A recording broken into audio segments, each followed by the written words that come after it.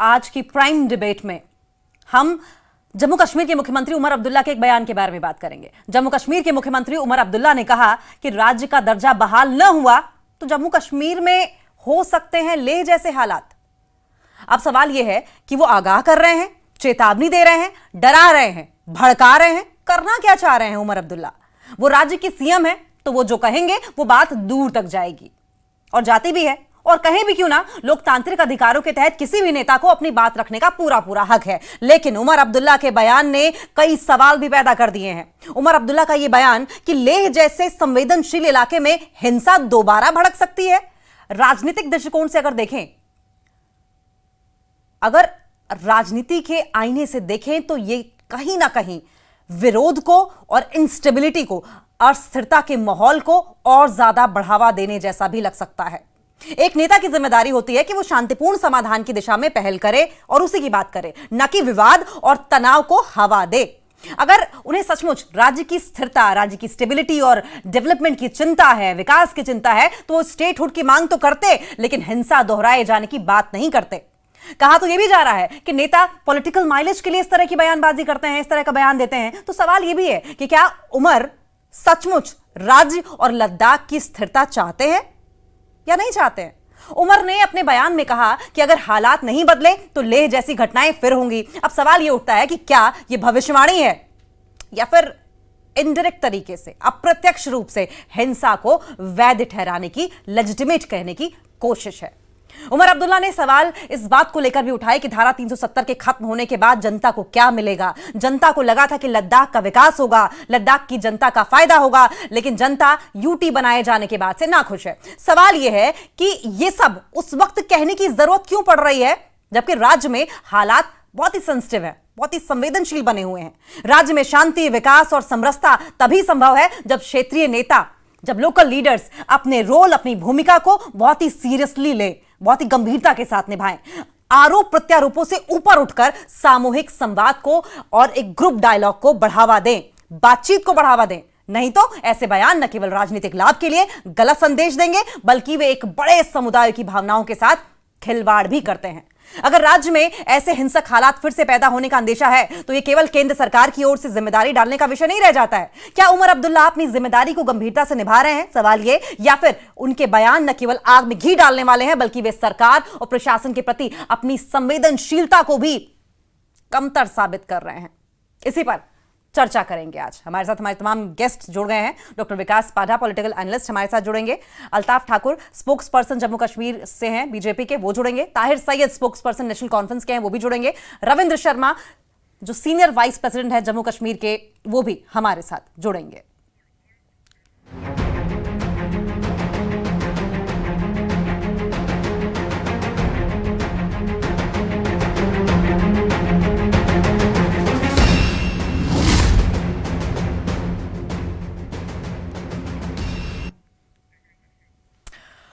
तमाम गेस्ट का रुख करेंगे, लेकिन सबसे पहले रुख कर लेंगे Altaf Thakur, spokes person BJP से है जम्मू कश्मीर के। अल्ताफ ठाकुर जी, ये जो बयान जम्मू कश्मीर के मुख्यमंत्री उमर अब्दुल्ला की ओर से आया है कि अगर मांगे नहीं मानी गई तो दोबारा हिंसा हो सकती है, कैसे देख रहे हैं सर आप इसे?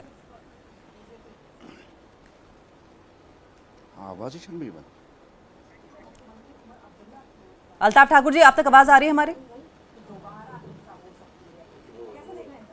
अल्ताफ ठाकुर जी का दोबारा रुख करेंगे, लेकिन ताहिर सैयद जी, स्पोक्स पर्सन, हमारे साथ जुड़ गए हैं, नेशनल कॉन्फ्रेंस से ही हैं। सर, उमर अब्दुल्ला के इस बयान का मतलब क्या है? वार्न कर रहे हैं, वो चेतावनी दे रहे हैं, डरा रहे हैं, भविष्यवाणी कर रहे हैं?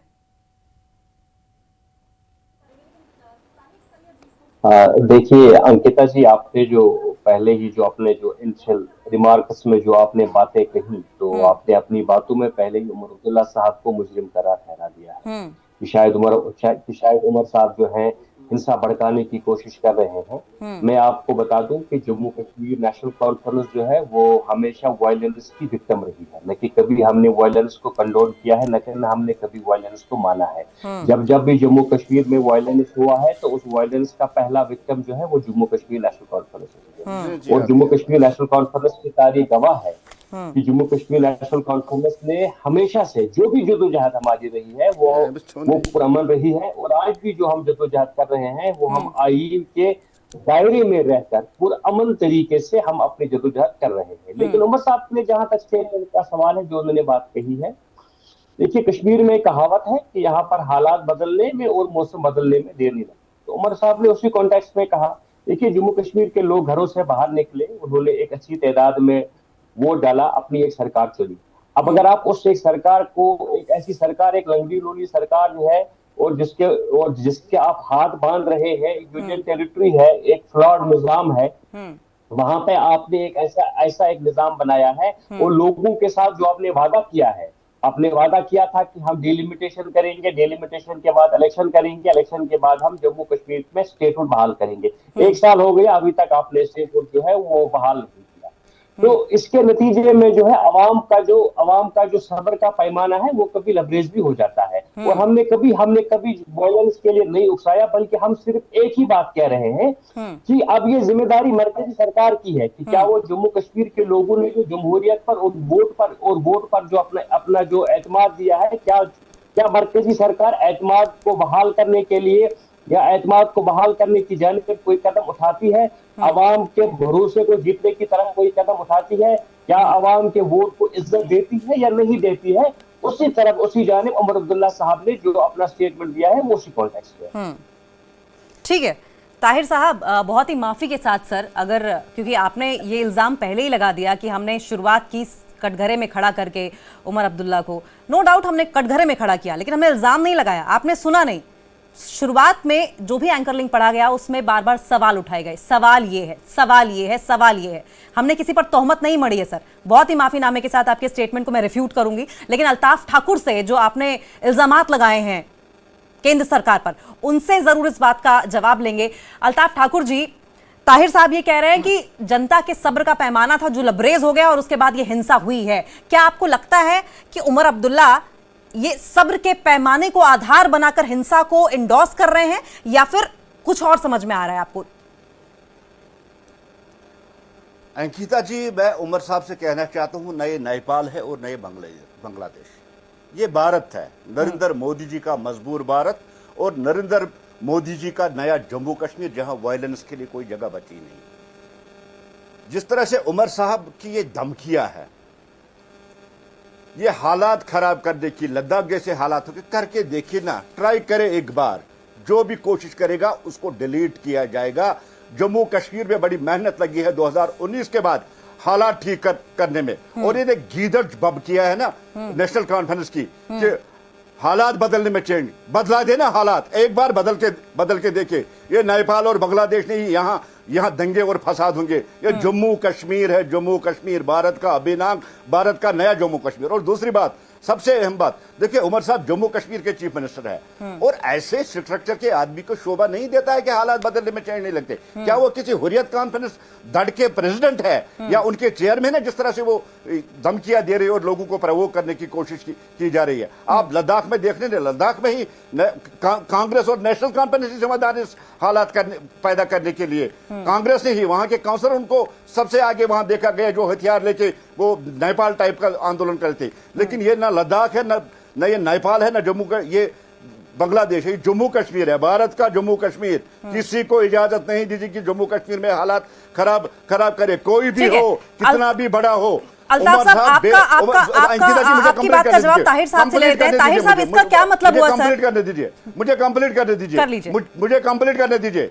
बेसिकली जो गारंटियां और वादे नेशनल कॉन्फ्रेंस ने किए थे वो सारे फेल हो चुके हैं। अभी तक ये एक भी वादा, ये एक भी गारंटी पूरा नहीं कर सकते। इस वक्त अगर स्टेटहुड से कोई अर्जेंट है, कोई स्टेटहुड से ज्यादा जरूरी है, वो यहाँ के हार्टिकल्चर है, जहां अरबों का, करोड़ों का नुकसान हुआ, उनको रिहेबिलिटेट करने के लिए जम्मू में जो सैलाब से तबाही हुई है, उस सैलाब ज़दा इलाके को वहां लोगों को राहत देने की जरूरत है, रिहेबिलिटेट करने की जरूरत। अब अपनी नाकामियों से, गारंटियों से, वादों से, लोगों के पास जिस तरह से वो नाकाम रहे हैं लोगों के पास जाने, उससे अब अटेंशन डाइवर्ट करने के लिए स्टेटहुड का राह लग रहा है। कि उमर साहब हो, कोई और साहब हो, यहाँ चलने वाली ने कितना भी पावरफुल हो, डिलीट कर दिया जाएगा। नो धमकी, मोदी का भारत है, दिमाग में रख ले, मोदी का भारत है।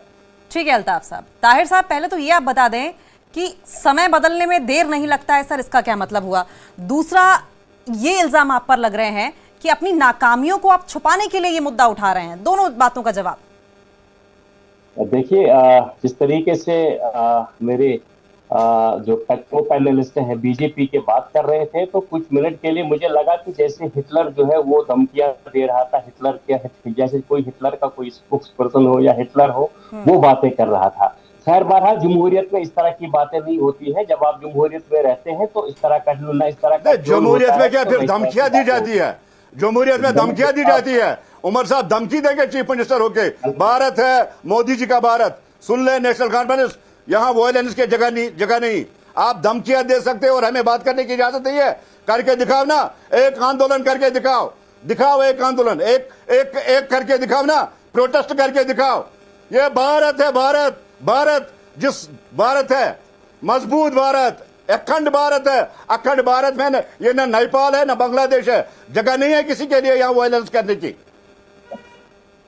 ये मणिपुर में ये धमकियां मणिपुर में नहीं देते हैं, है ना अल्ताफ साहब? ये बस ये जम्मू कश्मीर के लोगों को आप ये धमकियां देते हैं। मणिपुर में आपकी जबान बंद होती है, नॉर्थ ईस्ट में हम अखंड भारत की बात कर रहे हैं। मणिपुर हो, जम्मू कश्मीर हो, कन्याकुमारी हो, लद्दाख हो, जो भी हमने अखंड भारत की बात की, हमने नए भारत की बात की, हमने जम्मू कश्मीर की बात की। ये समझ ले ताहिर साहब, नेपाल नहीं है ये, बांग्लादेश नहीं है, मोदी का भारत है, मोदी का भारत। 2019 से एक चिड़िया पर नहीं मार सकेगी और आप आंदोलन की बात कर रहे हो। करके दिखाओ ना एक बार, देखते हैं कितना दम है आप में। कर लो ना आप आंदोलन। क्यों ये गीदड़ धमकियां दे रहे हो? आप आंदोलन करोगे, लोगों को भड़काओगे, लोग नहीं है, समझ चुके हैं लोग, आप फेल उठ चुके हैं। कोई गारंटी पूरी नहीं हुई, कोई वादा पूरा नहीं हुआ, समझ चुके लोग। सर गुजारिश है कि आप दोनों थम जाएं थोड़ा सा। रविंद्र शर्मा जी हमारे साथ इस बीच जुड़े हुए हैं, वाइस प्रेसिडेंट जम्मू कश्मीर कांग्रेस से। सर, उमर अब्दुल्ला की ओर से जो स्टेटमेंट दी गई है, रविंद्र साहब, आप कितना राब्ता रखते हैं इससे? देखिए, जो इस वक्त मैं धमकियां सुन रहा हूँ, और अफसोसजनक है कि ये मोदी का भारत है, महात्मा गांधी का नहीं। ये सारे देश ने देख लिया है, और लद्दाख जैसे पुरअमन इलाके में लोगों का सब्र टूटा। आपने जम्मू कश्मीर को यूटी बनाया, जम्मू कश्मीर के लोगों की मर्जी के खिलाफ। लद्दाख ने यूटी मांगा था, लद्दाख के लोगों ने उसका सेलिब्रेशन किया। लद्दाख के सोनम वांगचुक से लेके सब लोग बीजेपी और मोदी के उस कदम से खुश थे, और 5 साल आपने उनकी बात को टाला, उनको घसाया, उनको थकाया, और अल्टीमेटली वहाँ 35 दिन का फास्ट टाइम टू डेथ था। अपनी नाकामी को फेल जो है, आपकी जो नीति है, वो नीति सबने देख ली, और वहाँ आप इल्ज़ाम किसी और पे लगाए। अपनी नाकामी और फेलियर, यूटी एडमिनिस्ट्रेशन की फेलियर, सेंट्रल गवर्नमेंट की फेलियर, आपने उन मासूम लोगों को जो फ्रंटियर पे हमारे देश की रक्षा करते हैं, उनके साथ जो व्यवहार किया है, आज पूरा देश आपको देख रहा है। बाकी जगह भी यहाँ लोग आवाज उठा रहे हैं। जम्मू कश्मीर के लिए मैं उसका भुक्तभोगी हूँ, क्योंकि हमने प्रेस कॉन्फ्रेंस में बात करनी चाहिए, उससे पहले उठा के ले गए। आप ये दिखाना चाहते हैं कि यहाँ कोई आवाज नहीं उठा सकता, यहाँ तो डाइसेंट नहीं कर सकता। कांग्रेस पार्टी ने ये मूवमेंट 1 साल से शुरू की हुई है, 8 महीने से। बीच में सैलाब और बाकी चीजें आई, लेकिन अगर लद्दाख जैसे रीजन में जिनकी कोई मेन डिमांड पूरी हुई, अगर वहां ये हालात हो सकते हैं, तो किसी के कहने से वो धमकी हो गई। अगर ये उनको नजर नहीं, आपने 6 साल में 600 बार वादे किए, पार्लियामेंट में किए, सुप्रीम कोर्ट में किया। अगर इसको याद कराने के लिए, इसमें कोई शक नहीं, कश्मीर के अंदर एक पुरअमन जुलूस निकालना आज भी, क्योंकि वो ताकत उन्होंने एलजी के पास अपने पास रखी है। लेकिन रविंद्र साहब, प्रधानमंत्री नरेंद्र मोदी तो खुद ही कह चुके हैं ना कि हम सर पीएम तो खुद कह चुके हैं कि हम स्टेटहुड को रिस्टोर करेंगे, पूरा करना है।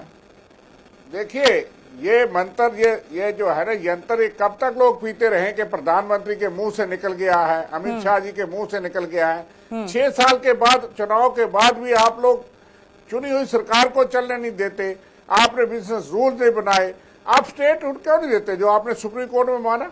और आपकी नाकामियां सिक्योरिटी फ्रंट पे सब जगह पे हैं। आज जो हालात हैं, हमने कल भी लेफ्टिनेंट गवर्नर के माध्यम से मेमोरेंडम दिया कि फौरी स्टेटहुड को बहाल किया जाए। आज लोग सर, बातचीत के लिए, डायलॉग के लिए 6 तारीख की डेट रखी गई थी।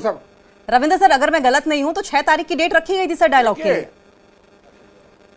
देखिए, डायलॉग 600 बार होने से लद्दाख के लोगों का सब्र टूटा, वहां उनके हालात से निकल गया।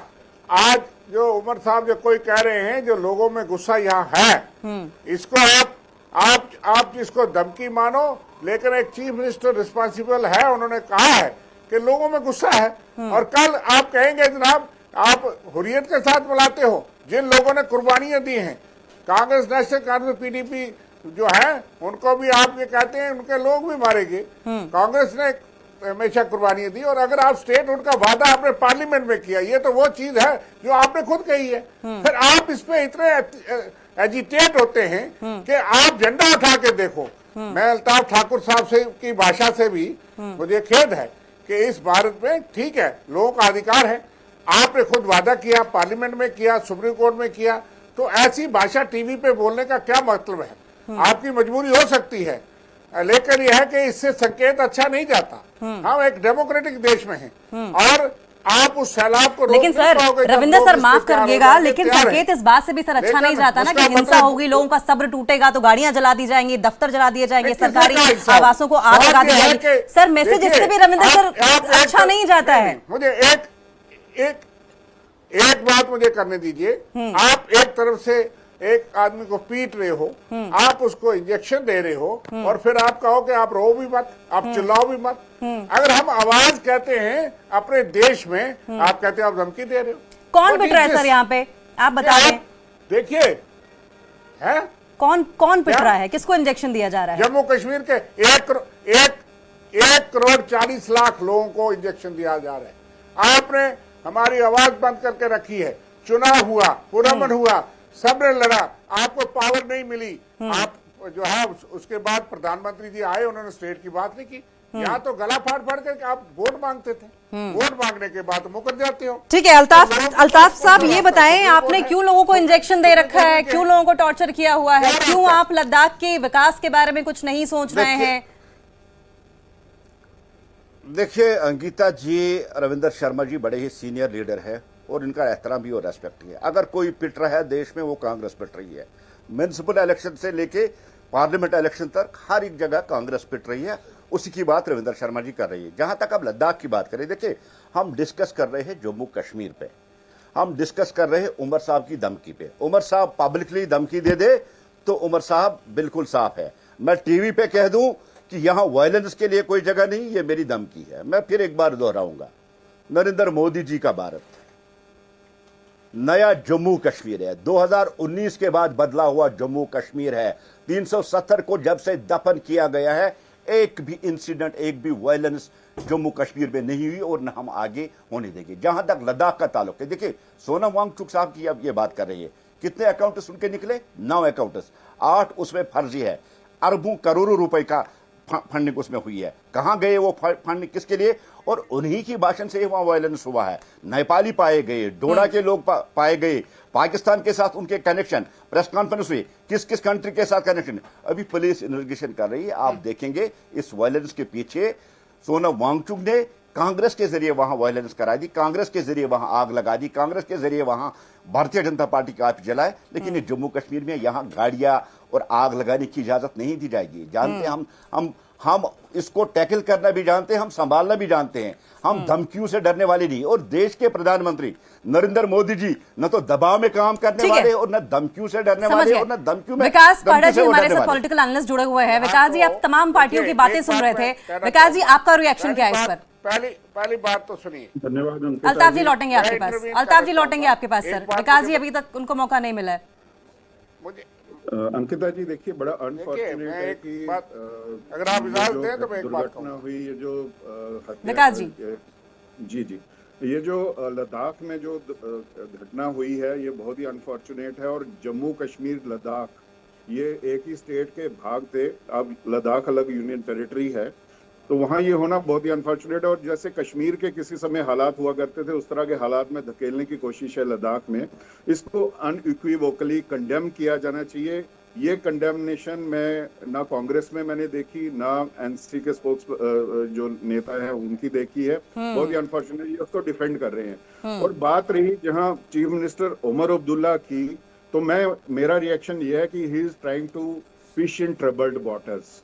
यहाँ पे जो हालात खराब हुए हैं उसमें सेंसिटिव इशू है, ये बहुत ही सेंसिटिव स्टेट रही है और सेंसिटिव रीजन है जहाँ पे पीस बड़ी मुश्किल से आई है। 2019 के बाद एक स्टेबिलिटी आई है जम्मू में, कश्मीर में और लद्दाख में, और इसको मेंटेन करना हमारे लिए मुझे लगता है नंबर 1 प्रायोरिटी होनी चाहिए, बजाय इसके कि हमें अभी स्टेटहुड मिलती है, यूनियन टेरिटरी रहते हैं या क्या स्टेटस रहता है। सबसे कीमती हमारे यहाँ के जो बाशिंदे हैं, जो यहाँ के रेजिडेंट्स हैं, उनकी जान माल, वो सबसे बड़ी प्रायोरिटी, पीस यहाँ की प्रायोरिटी होनी चाहिए। लेकिन ओमर अब्दुल्ला जी जिस हिसाब से स्टेटमेंट दे रहे हैं, मुझे लगता है कि स्टेटमेंट देते हुए वो अपने आप को भूल जाते हैं कि वो एक निर्वाचित चीफ मिनिस्टर हैं। मेरे ख्याल में उनको यही याद आता है कि वो शायद नेशनल कॉन्फ्रेंस के नेता हैं। बिल्कुल सही कह रहे हैं डॉक्टर विकास, ये सबसे इंपॉर्टेंट पॉइंट आज आपने उठाया है। और हमारे साथ क्योंकि रविंद्र शर्मा जुड़े हुए हैं, अल्ताफ ठाकुर ने आपके ऊपर आरोप ये लगाया है रविंद्र शर्मा जी कि सोनम वांगचुक ने कांग्रेस स्पॉन्सर्ड हिंसा कराई है, ये हिंसा का आरोप आपके ऊपर मर दिया गया। और दूसरी सबसे बड़ा पॉइंट तो यही था जो कि अभी विकास जी ने उठाया, डॉक्टर विकास की ओर से कहा गया कि आपको कंडेम करना चाहिए था, ना ही नेशनल कॉन्फ्रेंस ने और ना ही कांग्रेस पार्टी की ओर से इस हिंसा की घटना को कंडेम किया गया, उल्टा बयानों के जरिए स्पॉन्सर किया जा रहा है। कंडेम क्यों नहीं किया गया आपकी पार्टी की ओर से? डॉक्टर विकास, सुनिए सुनिए सुनिए, डॉक्टर विकास अगर कह देंगे तो सच है। ये विकास जी किस भूमिका से मैं नहीं जानता, हमने वायलेंस को कंडेम किया, लेकिन इनके अपने एमपी ने कहा कि सर आपका जमीर क्या कहता है? डॉक्टर विकास कोई भी हो, आप डॉक्टर विकास को नहीं मानते, अपने जमीर को मानते हैं सर। सुनिए, मैं डॉक्टर विकास को छोड़िए, मैं अल्ताफ ठाकुर को एड्रेस कर रहा हूँ। बताइए कोई सबूत। इनके सोनम वांगचुक को पाकिस्तान भेजने वाले ये लोग हैं। सोनम वांगचुक मोदी जी और इनकी तारीफें करते थे। सोनम वांगचुक जो है हमारी पार्टी से कोई एफिलिएशन नहीं, और उन्होंने कहा कि ना कांग्रेस का कोई रोल था, अपेक्स कमेटी में भी नहीं थे, और उसके बाद हमारा काउंसलर वहां नहीं था, उसने एफआईआर लगाई है। और ये लोग सबूत करें। रविंद्र शर्मा जी, सारे आरोप प्रत्यारोप अलग, लेकिन आप ये बताइए कांग्रेस पार्टी की ओर से सर कंडेम क्यों नहीं किया गया? कंडेम क्यों नहीं किया गया? मैं क्यों नहीं कंडेम किया? हमने इन्हीं का सुपानसर दंगा था, तो कहाँ कंडेम करेंगे? सुपानसर तो कांग्रेस ही थे ना, कहाँ से कंडेमनेशन करेंगे? रविंद्र शर्मा जी क्या कहेंगे इसमें? जो लोग फौज में जो वेटरन थे, उसका बाप भी वेटरन था, और आज इस तरह की आप इररिस्पांसिबल बातें करते हैं। ये नेपाल और उस पे भी, डोडा पे भी इररिस्पांसिबल, अनवारंटेड है, कोई इंडिविजुअल इन्वॉल्व है। नेपाल के साथ हमारे दोस्ताना तल्कात हैं। नेपाल के गोरखा रेजिमेंट से आ रही हैं, उन्होंने 40 लोग नेपाल के पकड़े गए रविंद्र शर्मा जी, जाने दी हैं। आप 40 लोग पकड़े गए, डोडा के पकड़े गए, फॉरेन अकाउंट्स पकड़े गए, करोड़ों की फंडिंग हुई है, पाकिस्तानी जासूस पकड़ा गया जिसके कनेक्शन सोनम वांगचुक के साथ थे। सीने में मार ली आपने, क्यों नहीं पहले गिरफ्तार? सोनम वांगचुक के साथ पाकिस्तानी जासूस जिसके कनेक्शन थे वो पकड़ा गया। आपके अपने रविंद्र जी कंडेम करना चाहिए। अगर लद्दाख में वायलेंस हुई है, कांग्रेस ने वहां रविंद्र जी, अल्ताफ जी, आप सर सर सर सर बहुत गुजारिश है सर, हाथ जोड़ के सर, दोनों से हाथ जोड़ के रविंद्र जी, सर प्लीज प्लीज प्लीज, ठीक है रविंद्र जी, ठीक है रविंद्र जी, आपने करवाया, लेकिन जम्मू कश्मीर में हम दोहराने नहीं देंगे। ये जम्मू कश्मीर है, 19 के बाद बदला हुआ जम्मू कश्मीर, वायलेंस के लिए नहीं जगह नहीं। यहाँ बड़े बड़े आतंकियों को जेल में भेजा गया, और जो यहाँ हालात खराब करते थे और हम हालात खराब करने देंगे। ठीक है, बस बस बस उमर साहब की धमकी नहीं चलेगी। अल्ताफ साहब बस करिए, बस करिए सर, बस करिए। नहीं चलेगी धमकी। ताहिर साहब कंडेम कर रहे हैं आप? उमर अब्दुल्ला ने कंडेम नहीं किया, आप कंडेम कर रहे हैं? मोदी वाले भारत में एक बार अगर अल्ताफ साहब खामोश हो जाएंगे तो तभी तो मैं बात कर सकता हूँ। अंकिता जी, मोदी वाले भारत में धमकियां नहीं, यहाँ धमकियां सुनने के लिए मोदी जी नहीं बैठे, धमकियां नहीं, धमकियों से नहीं। ठीक है सर, अल्ताफ सर कोई बात नहीं सर, ठीक है, हो गया। आप मजबूरन आपकी आवाज डाउन करनी पड़ेगी सर, आप लोग। डेमोक्रेसी है चाहे जैसी भी है। ताहिर साहब आप कंडेम कर रहे हैं? बाकी सारी बातें एक तरफ, क्या आप कंडेम करेंगे? अब अगर आपने नेशनल कॉन्फ्रेंस का फॉर्म का ये तो वायलेंस को हवा दे रहे हैं, कहाँ कंडेम करेंगे? हवा दे रहे हैं वायलेंस को। जम्मू कश्मीर में भी लद्दाख जैसे हालात चाहते हैं, ये थोड़ी कंडेम करेंगे। ये जो चीज एनएसए लगा है सोनम वांगचुक पे, एंटी नेशनल एक्टिविटीज में शामिल था, ये थोड़ी कंडेम करेंगे, ये नहीं करेंगे कंडेम। अल्ताफ साहब किसी को बोलने देंगे आज सर? 10 दिन पहले आपके पास समझ नहीं, गए। नहीं, अल्ताफ साहब से ये पूछिए दूसरों कि को बात करने का मौका दिया करें, अल्ताफ साहब, अगर वो दूसरों इतना को बड़ा बात करने का इंटरनेशनल मौका दिया था, करें। मुझे तो मालूम है आप आप क्यों दूसरों को भी उसको बात करने का ये मौका नहीं दिया करने करें। देंगे। उठाया गया। अरे ये इनका जवाब किया दीजिए। हुआ है, कांग्रेस आज का MPA किया ने, कराया KDA ने है, सबने नेशनल पूछा। कॉन्फ्रेंस और धमकियां आप दे अपने रही है। शब्द वापस कौन इन लीजिए, धमकियों जो से डरने जवाब वाला है? देते मोदी हैं जी, कांग्रेस से। अरे राष्ट्रीय अध्यक्ष छप्पन लेके इंच का सबने सीना नहीं किया। डरता है और धमकियों से, ऐसे ऐसे लोग धमकियों हैं से जो नहीं कहते डर। हैं कि हालात कन्या हमने किया, ठीक किए, बड़ा अफसोस हमें है। हालात ठीक करने वो रहेंगे। जर्नलिस्ट कहते हम हैं कि हमने जम्मू कन्या कश्मीर किया, में मैं इस तरह यहाँ से टीवी पे। नेपाल और सबने बांग्लादेश हमने बनने कहा नहीं कि देंगे, ये वायलेंस, मोदी जी का इस वादा है। कंडेम में हमने वायलेंस के साथ नहीं है, लेकिन क्यों हुई वायलेंस, उसके जिम्मेदार कौन हो? आप लोग 4 दिन पहले तक क्यों सोए थे, रात तक क्यों सोए थे? जब वायलेंस की शंका हो तो उठाया जाता है। शर्मा सर, आप आपने गिरफ्तार करना था, आपके मारने के काउंसलर बजाय गिरफ्तार ठीक है, आप लोगों ने काफी- लहरा रहे हैं, आगजनी कर रहे हैं, आगजनी कर रहे हैं शर्मा साहब, आगजनी कर रहे हैं। मानिए ना, जो सच्चाई है सच्चाई को तस्लीम कीजिए, कंडम कीजिए ना एक बार। लद्दाख के वायलेंस को कंडम कीजिए। आप नेशनल पार्टी के वाइस प्रेसिडेंट है, आप नेशनल पार्टी के ये डिबेट सर इसलिए रखी गई थी कि संभवतः सार्थक चर्चा हो गई। आप सभी की आवाजें डाउन कर दीजिए, क्योंकि बजाय के सार्थक चर्चा करने के मच्छी बाजार जैसा लग रहा था। ये उम्मीद इस बात की थी कि सार्थक बातें होंगी, आरोप प्रत्यारोपों का जवाब दिया जाएगा, एक सोल्यूशन निकलेगा, लेकिन लगा नहीं किसी भी प्रवक्ता की ओर से कि यहां पर सार्थक बातचीत की कोशिश की जा रही थी। आप सभी का बहुत बहुत शुक्रिया न्यूज़ 18 के साथ जुड़ने के लिए। लेकिन जिस तरीके से हमने यहां डिबेट पर बातचीत देखी है, उम्मीद इसी बात की है कि जब डायलॉग्स होंगे, जो 6 तारीख की तारीख मुकर्रर की गई है, जब बातें होंगी, तो संभवतः क्षेत्रीय जो नेता है, केंद्र सरकार है और जो डेलीगेशन बनाया गया है, उनके बीच में सार्थक चर्चा होगी, जिससे कि स्टेटहुड का ये जो मुद्दा है, लद्दाख में हिंसा की बात है, इन्फिल्ट्रेशन की बातें हैं, फॉरेन कॉन्स्पिरेसीज की बातें हैं, इन पर विचार किया जा सके। हमेशा हमेशा के लिए लेह लद्दाख जिस तरीके से शांत स्टेट के तौर पर जाना जाता है, अभी फिलहाल यूटी है, और हमेशा के लिए शांत ही बना रहे, शांति के लिए ही जाना जाए। इसी के साथ इस बुलेटिन में फिलहाल इतना ही। नमस्कार।